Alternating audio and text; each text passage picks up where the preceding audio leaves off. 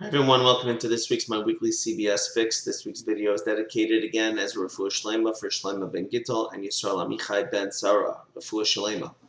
In this week's Parshas Chukas, we learn about the death of Moses' brother Aaron, and before he was about to pass away, so Moses gave him words of consolation. He says, Ashrecha, fortunate are you that you get to see your crown of being the high priest, the Kohen Gadol, get passed on to your son.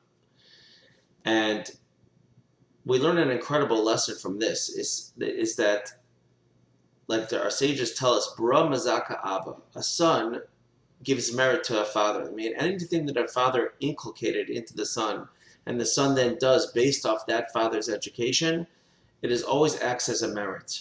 And when one passes from this world onto the next world, the greatest consolation that they can have is that they left over sons or children that will continue to follow their ways and follow in their footsteps. And therefore Moses was consoling his brother the greatest words of consolation, that you got to see your crowning achievement, your physical crown, go over to your son, meaning he's exact same level as you are, and he is completely honored, and he's completely worthy of that honor, to be able to continue to act on your behalf and continue to be the priest. Now, what Moses also added, though, were extra words. He not only said how fortunate you are that you're able to pass over your crown over to your son, but he also added a few extra words, Masha ani eini zeich lekach, that I myself do not have such merit. Meaning Moses' sons were not going to be the leaders of the Jewish people. In fact, we don't really find much mention of them at all. And so therefore now we're learning another dimension of giving people encouragement, is that not only to let them know what it is that they have, but to let them know that what they have, not everybody else has as well. Not everybody else can share.